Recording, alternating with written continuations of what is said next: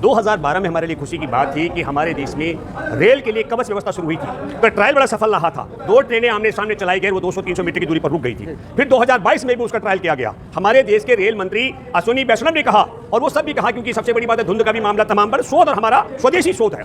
आपको बताता हूं कि हमारे 13,500 से 13,215 से ज्यादा रेल है बिजली वाली इंजन, और मात्र 65 पर यह लगा अभी तक। ये सबसे बड़ी बात है कि संसार में 1/3 कीमत पर हमारा कवच लगता है। और जब हमारे पास पैसा नहीं था तो देश की तरफ से मैं ये कहना चाहता हूं, इस हत्या की जिम्मेदारी नरेंद्र मोदी पर जाती है। अगर पैसा नहीं था तो 16,000 करोड़ के उड़न खटोला विश्व भ्रमण करने के लिए जहाज क्यों लिए गए? 20,000 करोड़ रुपए का ये जो महल बनाया, नया संसद भवन, इसकी क्या जरूरत थी? पहले से था। तो इस परिस्थिति के लिए तो मैं ये मानता हूं कि हत्या का मामला बनता है, क्योंकि ये मानवीय भूल नहीं हो सकती। अब आप कहेंगे साहब ये मानवीय भूल है। अगर कवच लगे होते तो मैं दावे के साथ मैं कह सकता हूं किसी भी कीमत पर इन रेलों की घटना नहीं घटनी थी। लेकिन क्या है कि आप जो अखबार, आपका टेलीविजन, जो आपका गोदी मीडिया में तब्दील हो गया, वो कहता है कि हम विश्व गुरु बनने जा रहे हैं। मैंने कहा बिल्कुल, भूख हड़ताल के मामले में विश्व गुरु बनने जा रहे हैं, बेरोजगारी के मामले में विश्व गुरु बनने जा रहे हैं, बेटियों के यौन शोषण के मामले में बेमिसाल उस पर बात कर रहा है। और अभी हाल फिलहाल देखा जाए तो मोदी जी ने पिछले तमाम सालों में हरी झंडियाँ दिखाई हैं, लेकिन अब जब रेल हादसा हुआ है तो जवाब देने के लिए कोई तैयार नहीं है। लेकिन अब हम जवाब लेंगे भूपेंद्र रावत जी से।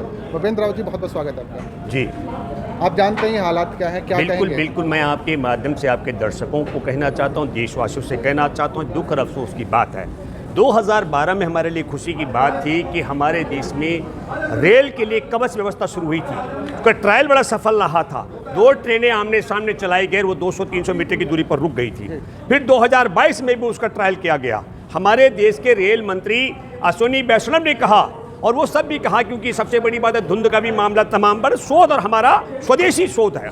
आपको बताता हूं कि हमारे 13,500 से 13,215 से ज़्यादा रेल हैं बिजली वाली इंजन, और मात्र 65 पर यह लगा अभी तक। और अगर वो कवच लगा हुआ होता तो मैं, जैसे मुझसे अगर कोई कहेगा कि क्या होता, मैं कहता कि अगर कवच लगा हुआ होता तो निश्चित तौर पर ये जो ट्रेन दुर्घटना में पहली बार आप समझ लो कि इस प्रकार की जो स्थिति हुई कि 288 से ज़्यादा लोगों की जान चली गई, और जो लोग अभी हॉस्पिटल में हैं उनमें भी बहुत लोग समझ लो बुरी हालत में है। मैं बहुत दुख रहा, हम तो ईश्वर से, खुदा रब गौर से दुआ करते हैं कि जो अस्वस्थ हैं वो जल्दी स्वस्थ हो, जो जिनकी जान चली गई या जिनकी हत्या हो गई, मैं कहूँगा, मैं ईश्वर खुदा से उनकी आत्मा को शांति प्रदान करने के लिए और दुख की इस घड़ी में ईश्वर से प्रार्थना करता हूं कि उनके परिजनों को दुख सहने की शक्ति दे। लेकिन मैं एक बात कहना चाहता हूं, हमारे देश में संसद भवन है, नया संसद भवन नहीं बनता, 20,000 करोड़ रुपए खर्च नहीं होते। उड़ान खटोला, हमारे यहाँ जहाज पहले से था, नहीं आते 16,000 करोड़ के जहाज। हमने बहुत बड़ी तरक्की कर ली थी कि हमारे देश के अंदर धुंध भी आती है, रेल से नहीं टकराएगी, अगर हमने कवच लगा दिए होते। लेकिन कवच नहीं लगने के कारण ये सब परिस्थिति हुई। और कवच के अलावा मैं दूसरी बात कहना चाहता हूँ, हमारे देश के अंदर CAG की रिपोर्ट के मुताबिक है कि ये जो रेल का मामला है, इसमें 30 से लेकर के 100% मामले ऐसे हैं जिनका सबसे बड़ा मामला क्या है कि उसमें कुछ कर ही नहीं सकते।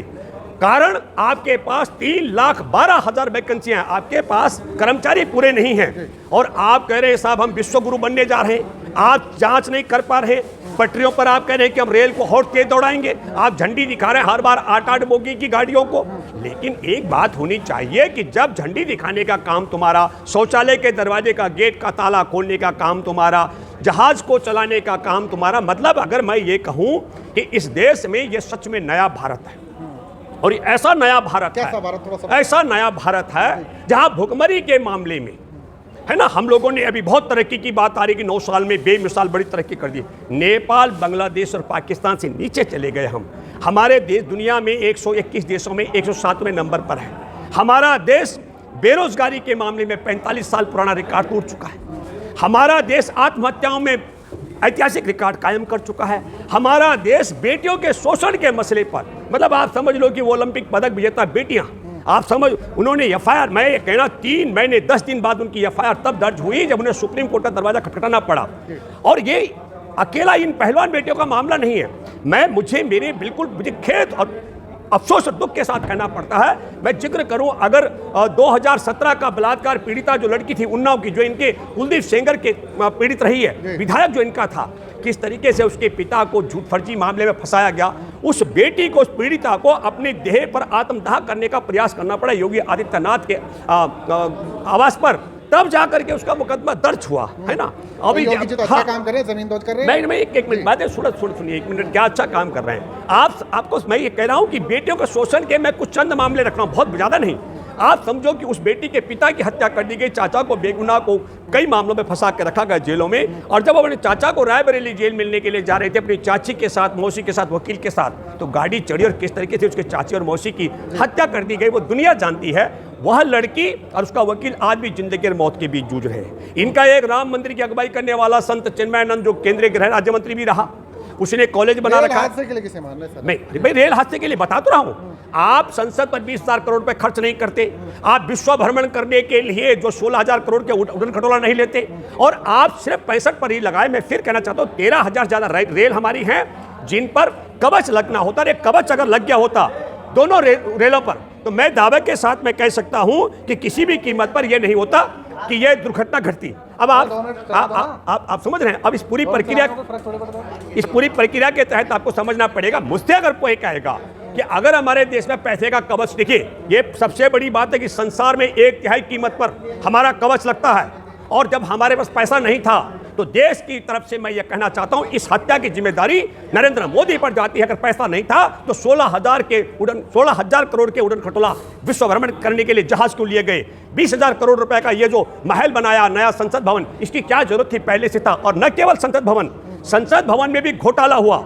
सोमालिया का जो वहां का पहले से जो उन्होंने छोड़ दिया है, जो संसद भवन त्याग दिया है, उसके नक्शे को चोरी किया, और वो नक्शा चोरी करने वाला भी नरेंद्र मोदी का अहम व्यक्ति, और उसमें भी 230 करोड़ रुपए नक्शा चोरी करके नक्शा लगाने का जो मामला है वो हुआ। और सोमालिया की दशा क्या है? मुझे लगता है कि सोमालिया का वह जो संसद भवन का नक्शा लिया, देश को वहां लेके जाने का मामला है। तब मैं ये कहना चाहता हूं देश को पूछना चाहिए, और मैं ये कहना चाहता हूं व्यक्तिगत तौर पर नरेंद्र मोदी, क्योंकि सब कुछ वही है। अभी तो ये आपका जो रेल मंत्री है अश्विनी वैष्णव, अब बेचारा, क्योंकि अब उसको आगे कर दिया जाएगा, तो इस परिस्थिति के लिए तो मैं ये मानता हूं कि हत्या का मामला बनता है, क्योंकि ये मानवीय भूल नहीं हो सकती। अब आप कहेंगे साहब ये मानवीय भूल है, अगर कवच लगे होते तो मैं दावे के साथ मैं कह सकता हूं किसी भी कीमत पर इन रेलों की घटना नहीं घटनी थी। लेकिन क्या है कि आप जो अखबार, आपका टेलीविजन आज जो आपका गोदी मीडिया में तब्दील हो गया, वो कहता है कि हम विश्व गुरु बनने जा रहे हैं। मैंने कहा बिल्कुल, भूख हड़ताल के मामले में विश्व गुरु बनने जा रहे हैं, बेरोजगारी के मामले में विश्व गुरु बनने जा रहे हैं, बेटियों के यौन शोषण के मामले में विश्व गुरु बनने जा रहे हैं हम। आप समझ रहे पूरी तबाही जो हो गई है इन पूरी परिस्थितियों को। फिर मैं कहना चाहता हूं ये एक और बड़ी बात है, ये लाशों में भी मैं बहुत हैरान हूं।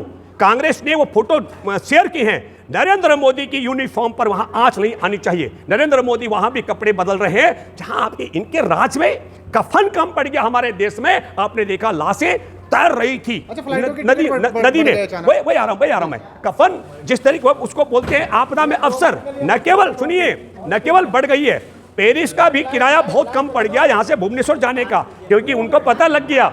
और तभी हम उनको जो देश के नालायक कहते हैं कि प्राइवेटीकरण होना चाहिए। अगर ये जहाज सरकारी होते तो किसी भी कीमत पर आपदा में अवसर की बात नहीं होती। भुवनेश्वर जो अपने मृतकों को या घायलों को मिलने के लिए जाते, उन लोगों को इस प्रकार लूटा नहीं जाता। अरे 5-6 हजार रुपए का किराया आपने 60-70 तक पहुंचा दिया इन्होंने आपदा में अवसर का, ठीक उसी तरीके से जैसे मोदी जी का। फिर मैं एक बहुत दावे के साथ मैं कहना चाहता हूं कि ये एक बात हमको सबको समझनी चाहिए, इस शख्स ने 9 साल में ताली बजा करके जिस तरीके से नोटबंदी करके और टैक्स पद्धति बदल करके 6.5 लाख उद्योगों पर ताले लगाकर करोड़ों लोगों को बेरोजगार किया। इस शख्स ने ताली बजाकर जिस तरीके से 450 मामले में आपने कोरोना के मामले उजागर हुए, ताली बजा करके 10 करोड़ से ज्यादा मजदूरों को पैदल चलने के लिए विवश किया। और मैं फिर कहना चाहता हूं कि देश के अंदर कोरोना के लिए जो कमेटी बनी है, उस कमेटी की रिपोर्ट है कि भारत के 12 साल की आयु तक के बच्चे 96% में एंटीबॉडी पाई गई, मतलब घर घर कोरोना पहुंचा। तो आपने देश को ताली बजा करके बर्बाद कर दिया, उस दशा में पहुंचा दिया। और फिर हमारे सामने मैं यह कहना चाहता हूं, किसानों को सड़कों पर बिठाकर किसानों की हत्या करवाने वाला, हमारे देश के भूतपूर्व सैनिकों को सड़क पर उन्हें तड़पाने वाला, हमारे देश के करोड़ों बेरोजगारों को सड़क पर लाने वाला, अब बेटियों को सड़क पर बिठाने वाला। और मैं ये दावे के साथ मैं कह सकता हूं जितनी खतरनाक धाराएं उन बेटियों पर दर्ज कर दी गई हैं, क्या कहा है दीपेंद्र पाठक जो पुलिस के आला अधिकारी हैं, मुझे दुख और अफसोस के साथ कहना पड़ रहा है, जो बेटियां और जो बेटा बजरंग पुनिया इस देश में इंसाफ की लड़ाई लड़ रहे थे, उसे दीपेंद्र पाठक ने कहा, हमने कहा था कि देश विरोधी गतिविधि में शामिल ना हो। मतलब इस देश में यौन शोषण करने वाले को गिरफ्तार कराने की मांग कब से देश विरोधी हो गई? ये हैरानगी की बात। धारा लगा दी गई 147 धारा बलवा करने की धारा है, 149 धारा है जो गैर कानूनी सभा करने की धारा है, 186 धारा है जो सरकारी अधिकारी के काम में बाधा डालने की धारा है, 188 धारा है जो सरकार के आदेश का उल्लंघन करने की धारा, 332 की धारा है जो सरकारी अधिकारी को उसके काम रोकने से मामला है, और 353 की धारा है जो सरकारी अधिकारी पर हमले का मुकदमा बना दिया। ताकि आप देखिए, यौन शोषण करने वाले ब्रजभूषण शरण सिंह के खिलाफ 18 जनवरी को मैदान में आए बालक बालिकाएं, देश के पहलवान, और 28 अप्रैल को सुप्रीम कोर्ट के आदेश के बाद एफआईआर दर्ज हुआ। 3 महीने 10 दिन लगे। और जब उन्होंने इंसाफ की लड़ाई के लिए आगे बढ़ने का काम किया तो तत्काल उनका भविष्य चौपट करने का। और षड्यंत्र क्या है, मैं दावे के साथ में कह सकता हूं, षड्यंत्र ये आ रहा है, षड्यंत्र ये बनाया जा रहा है ताकि वह बेटियां बैक फुट पर आ जाएं। ब्रजभूषण शरण सिंह ने जो यौन शोषण किया, और यौन शोषण तो बाहर बोला जा रहा है, और इससे भी गिरे हुए एक अपराध इस व्यक्ति ने किए हैं, उन सब पर पर्दा डालने के लिए, उन्हें ब्लैकमेल करने के लिए खतरनाक मुकदमे बनाए गए। इसलिए मैं आप सबों से कहना चाहता हूं कि ये देश भुखमरी में, बेरोजगारी में, बेटियों के शोषण में, अत्याचार में, नफरत के मामले में भी, नफरत में भी इस देश के अंदर को अब दुनिया में अव्वल नंबर पर पहुंचा दिया हो, तो नफरत में, भुखमरी में, बेरोजगारी में, बेटियों के शोषण के मामले में अव्वल नंबर पर पहुंचाने वाले, और फिर अपने ऐशो आराम के लिए, अपने को ऐतिहासिक पुरुष बनने के लिए संसद बनवा करके, कवच न लगवा करके, देश की रेल दुर्घटना जो ओडिशा में हुए, बालेश्वर में, उसके हत्या का मुकदमा इस लोगों पर चलना चाहिए, क्योंकि इन्होंने अपने ऐतिहासिक पुरुष बनने के लिए अपने पैसेंजरों की हत्या करवाई है, मैं कह सकता हूँ।